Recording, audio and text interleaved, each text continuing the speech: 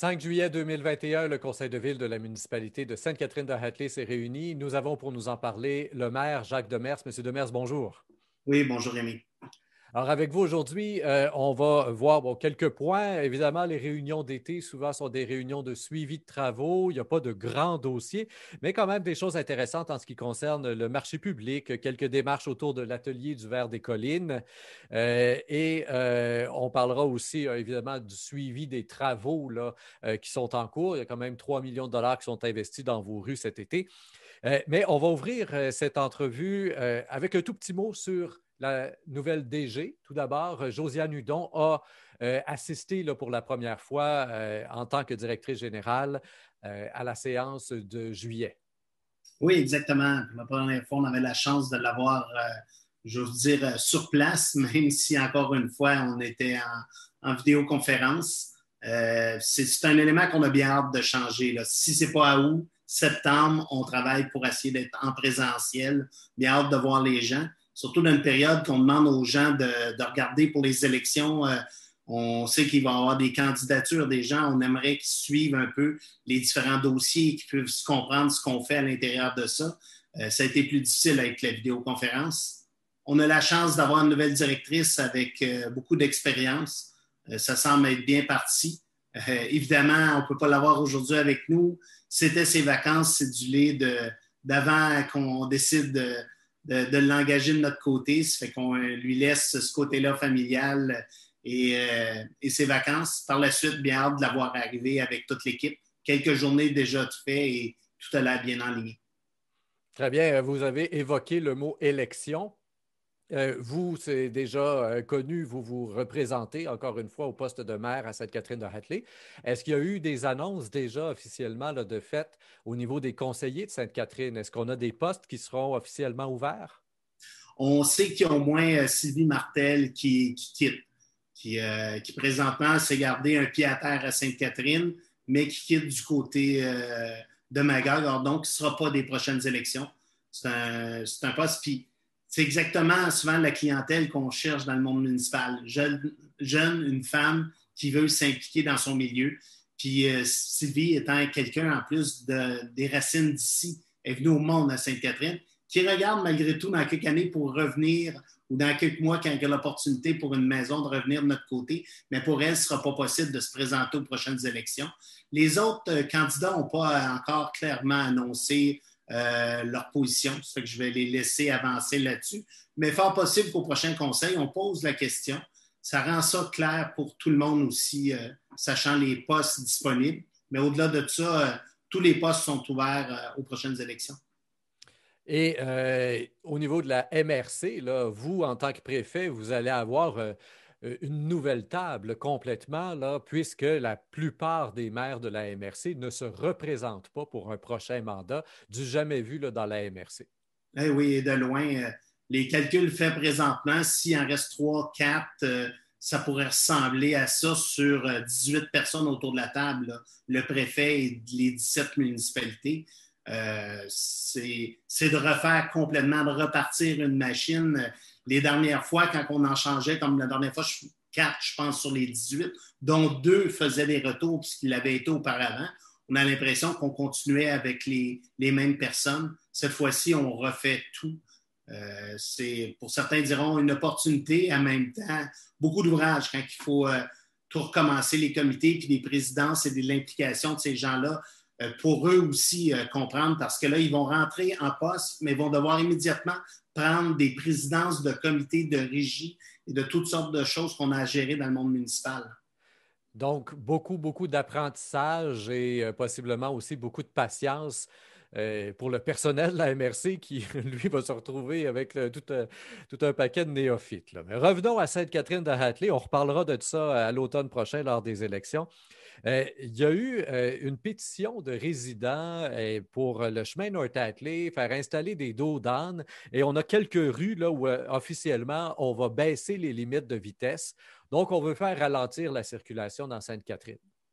Oui, exactement. Ça fait quelques années qu'on travaille sur cet élément-là, où il y a une enseigne qui est à l'entrée du village, où on essaie de différentes façons les traverses piétonnières. On avait réussi à l'école il y a très peu de temps à diminuer la vitesse à 30 au niveau du village lorsque l'école est ouverte. Mais là, on va plus loin. Où ce qu'on se dit, bon, ben, il y a des vitesses on s'aperçoit que sur la 108 de Sainte-Catherine jusqu'à l'autoroute, maintenant, notre section de Sainte-Catherine va passer de 90 à 80 km par le MTQ, le ministère des Transports. Puis on avait des routes qui, nous, sur notre territoire, qui étaient à 90 km, qui étaient plus rapides maintenant que la route à numéro, dont le chemin Foran, qui était à 90, va descendre à 70. Le chemin d'Ayerscliff, jusqu'à la limite de la 141 jusqu'au chemin d'Ayerscliff, va baisser de 70 à 50 et le reste du tronçon va être de 70 jusqu'au village, ce qui était avant à 80, ainsi que le chemin North-Ackley, passer la zone de 50, où ce qu'on était à 80, on baisse à 70 km jusqu'aux limites de North-Ackley.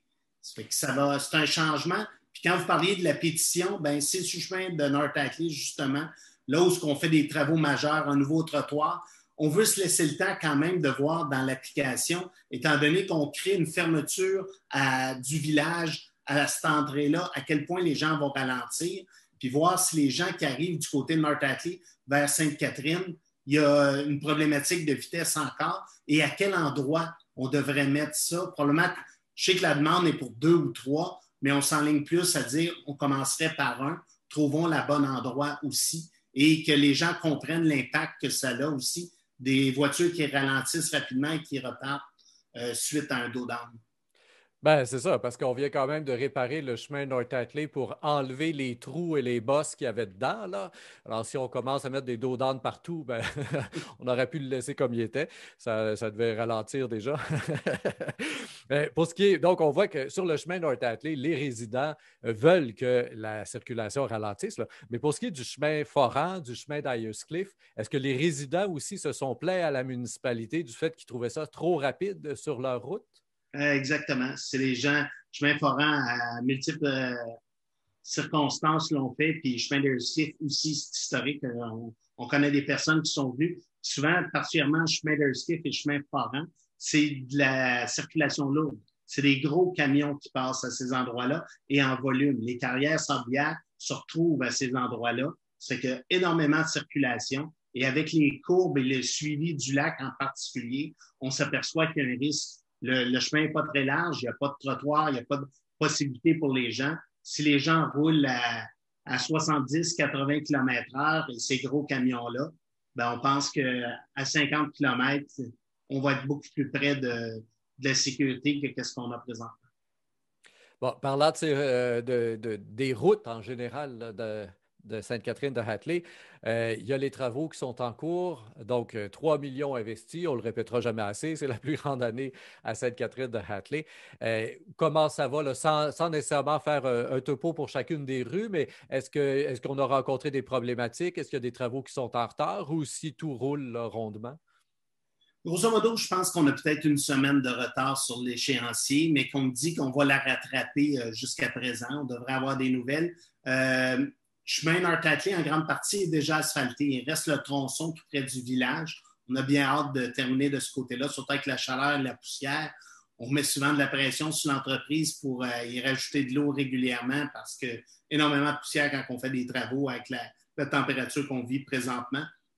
Mais dans l'ensemble, ça avance très, très bien. On est vraiment fiers de ce qu'on va pouvoir donner comme résultat sur ces routes-là qui n'avaient bien besoin. Là. Particulièrement North-Ackley, j'ose dire, avec le trottoir, on vient de changer la configuration de façon importante de cet endroit-là. Alors, bien hâte de voir là, lorsque ce sera terminé, hein, d'avoir les photos et puis de pouvoir l'utiliser aussi, éventuellement aller tester tout ça. Du côté loisirs et culture, on a l'atelier du verre des collines avec lequel finalement il faut jouer un peu au niveau est-ce qu'on charge un loyer, est-ce qu'on ne charge pas un loyer, si on charge un loyer, est-ce qu'on donne l'équivalent en subvention, etc. C'est ça. Ils doivent aller chercher des subventions ailleurs. Et là, pour ça, ben, ça leur prend comme des dépenses. Mais là, présentement, ils n'ont pas de loyer à payer parce que vous leur fournissez gratuitement. Et c'est pas évident tout ça. Hein? On veut rendre service, puis on dirait qu'on tire dans le pied en même temps. Oui, c'est ça. Puis on veut être le plus transparent possible, là, parce qu'on on l'a dit ouvertement les dernières années, puis la COVID a fait que cet organisme-là aurait eu beaucoup de difficultés, ne pouvait pas recevoir de gens donner de cours dans une grande période. Là, qu'est-ce qu'on fait avec eux? Ils ont amené de la vie dans le village.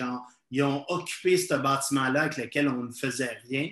Là, maintenant, il faut comprendre, on a sorti les coûts qu'on estime à un peu plus de 800 par mois que le bâtiment nous coûte. On veut s'asseoir avec eux pour voir de quelle façon, quelle est leur occupation de ça, puis quand ils ne l'occupent pas, est-ce qu'on peut l'utiliser à d'autres fins? C'est ce qu'on veut vérifier, puis de voir le mieux possible de quelle façon, s'ils vont chercher des subventions, on peut prouver que l'aide est une réelle aide financière de la municipalité. C'est là-dessus qu'on va travailler. Puis tellement fiers de voir ce qu'ils nous ont fait comme vitraux à différents endroits au niveau de la municipalité. Ça l'a embelli d'une façon incroyable, là. Particulièrement grâce à Céline La Liberté qui est très, très impliquée dans ce dossier-là. Et je le soulignais aussi, le marché public, donc c'est quelque chose que vous soutenez aussi, évidemment. Et là, ben, vous venez de leur faire sauver 5 à 600 dollars par année au niveau des assurances. Exactement. On s'est aperçu qu'eux avaient des coûts importants au niveau des assurances. Quand on s'est informé de notre côté, sans prendre leur place, ils le gèrent à 100 leur marché. Mais maintenant, c'est par une demande de la municipalité qui leur demande, dans le fond, de faire un marché public, ce qui nous permet, au niveau des assurés, de passer par notre assurance, étant donné que c'est sur le territoire de la municipalité, c'est une activité qui est appuyée par la municipalité. Ça rentre et c'est couvert par l'assurance déjà qu'on avait, qui n'est pas des frais supplémentaires non plus pour la municipalité. Quand on peut discuter avec nos assureurs, des fois, on s'aperçoit qu'il y a des choses du genre là, qui peuvent aider tout le monde. Le fait qu'on officialise la démarche de la municipalité, dans le fond, c'est la municipalité qui demande à des gens d'organiser un marché public. Est-ce qu'après ça, il n'y a pas des dépenses qui risquent de revenir dans la cour de la municipalité ou d'ici quelques années, un organisateur pourra dire, ben oui, mais là, c'est la municipalité qui nous demande de faire ça, alors il faut refaire les kiosques, il faut faire ci, il faut faire ça, c'est à la municipalité à payer. Comment est-ce qu'on réussit à padder là, ce genre de demande qui pourrait arriver éventuellement? Ben, on le vit de façon régulière, différentes choses. On peut regarder notre comité de loisirs au camp de jour. Il y a des éléments qui sont toujours, on se dit, bon, ben, c'est des choses que certaines municipalités prennent complètement à leur charge. Quand une municipalité prend ce genre de choses-là à sa charge, souvent les coûts sont beaucoup plus élevés qu'un groupe comme ça qui s'en occupe et qui le font à leur façon à eux. Ça fait que jusqu'à présent, on a souvent préféré les aider par des subventions que d'essayer de prendre leur place. Je pense qu'il n'y a rien de tel que des gens qui s'impliquent localement. C'est beaucoup plus fort que si on engage quelqu'un pour faire la même chose. C'est pas le fait au même niveau. Puis les coûts vont être nettement supérieurs, j'en suis convaincu. Jacques Demers, maire de la municipalité de Sainte-Catherine-de-Hatley, merci bien pour cette entrevue. Je vous souhaite une bonne fin d'été. Et, chers auditeurs, j'en profite pour souligner qu'il n'y a pas, comme à chaque année, il n'y a pas d'entrevue au mois d'août au microphone Fait relâche pour le mois d'août. Et on se retrouve donc pour la rentrée au mois de septembre. Merci. Je vous invite, comme toujours, à faire circuler cette entrevue sur Facebook, Twitter et autres réseaux sociaux. Au microphone, Rémi Perra.